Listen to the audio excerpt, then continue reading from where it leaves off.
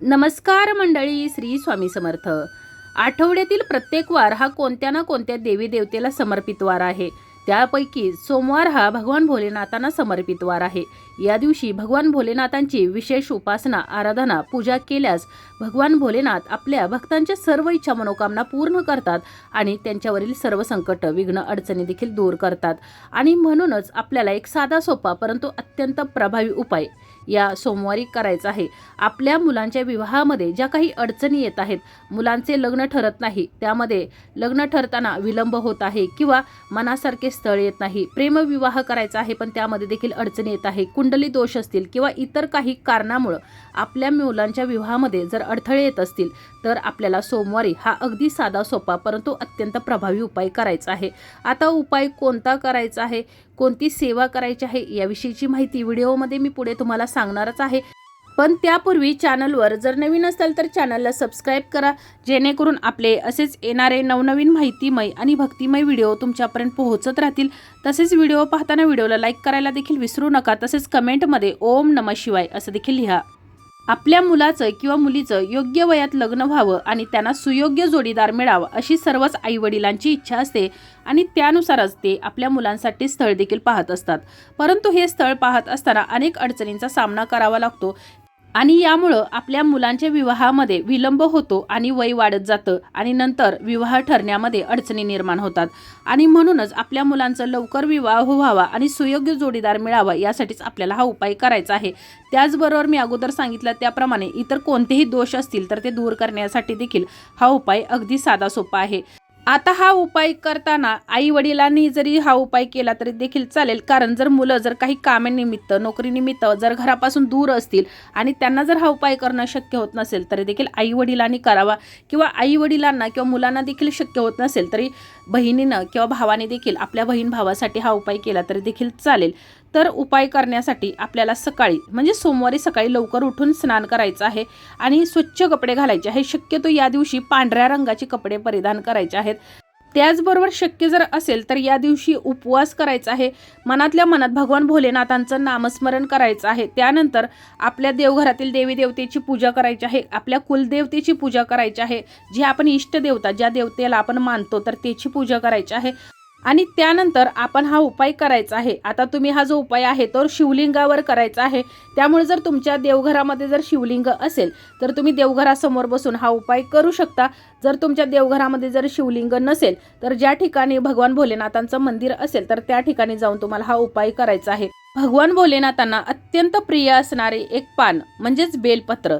तर या बेलपत्राचाच उपाय आपल्या मुलांच्या विवाहातील अडचणी दूर करण्यासाठी आपल्याला करायचा आहे. याचबरोबर आपल्याला लागणार आहेत अखंड अक्षदा, अखंड तांदूळ आपल्याला या उपायासाठी घ्यायचे आहेत.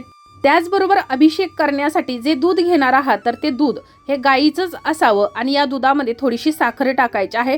त्याचबरोबर गंगाजल आणि या दुधाने या शिवलिंगाचा आपल्याला अभिषेक करायचा आहे. त्याचबरोबर पूजेसाठी जे इतर सर्व साहित्य लागतं तर ते सर्व साहित्य घ्यायचं आहे. आता जी बेलपत्र आपण घेतलेली आहे तर ती बेलपत्र घेत असताना 108 बेलपत्र तुम्हाला घ्यायची आहेत. 108 बेलपत्र घेऊन ती कुठेही फाटलेली किंवा खराब झालेली बेलपत्र नसावीत. तर या प्रत्येक बेलपत्रावरती चंदनाने तुम्हाला ओम नमः शिवाय असं लिहायचं आहे. प्रत्येक बेलपत्रावरती 108 बेलपत्र घ्यायचे आहेत. 108 बेलपत्रावरती चंदनानं ओम नमः शिवाय असं लिहत जायचं आहे. त्यानंतर या सर्व वस्तू घेऊन ज्या ठिकाणी महादेवांचं मंदिर आहे तर त्या ठिकाणी जायचं आहे. जर देवघरासमोर बसून तुम्ही हा उपाय करत असाल तरी देखील चालेल. त्यानंतर सर्वप्रथम तर दुधाने अभिषेक करायचा आहे, पुन्हा पाण्याने अभिषेक करायचा आहे, शिवलिंगाला चंदन लावायचं आहे, धतुरा अर्पण करायचा आहे. आकचं जर फुलं असेल तर अतिशय उत्तम. विधिवत तुम्हाला या शिवलिंगाची पूजा करायची आहे, धूपदीप दाखवायचा आहे, नैवेद्य अर्पण करायचा आहे.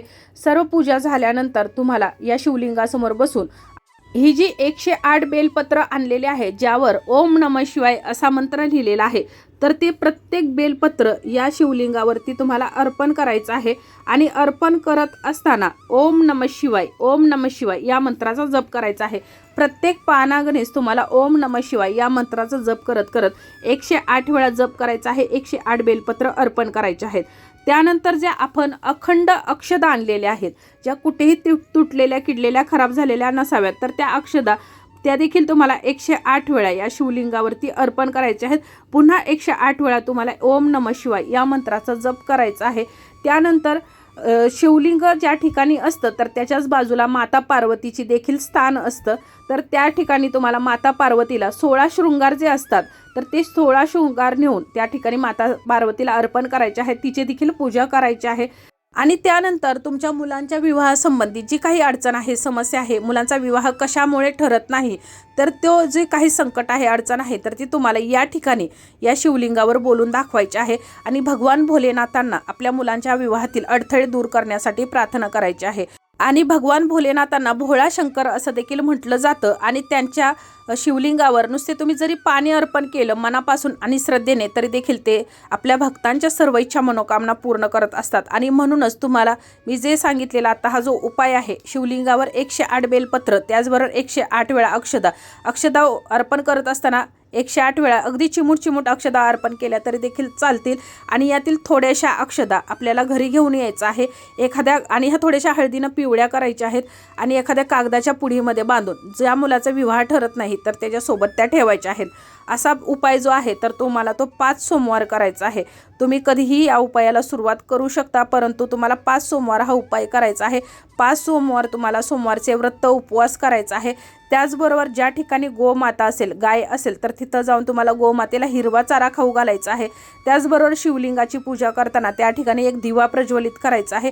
तुम्ही सकाळी पूजा करताना देखील प्रज्वलित करायचा आहे आणि संध्याकाळी 3 सांजेच्या वेळेला देखील जाऊन मंदिरामध्ये तुम्हाला हा दिवा प्रज्वलित करायचा आहे। त्यामध्ये तुम्ही देशी गाईचं तूप घालायचं आहे। शक्य असेल तर कणकेचाच दिवा प्रज्वलित करायचा आहे, पण तुम्हाला जर काही कारणास्तव कणकेचा झाला नाही तर मग तुम्ही कोणताही दिवा या शिवमंदिरामध्ये जाऊन प्रज्वलित करायचा आहे। या दिव्यामध्ये सांगितलं तसं देशी गाईचं तूप घालायचं आहे आणि असा हा दिवा तुम्हाला दर सोमवारी शिवमंदिरामध्ये जाऊन प्रज्वलित करायचा आहे।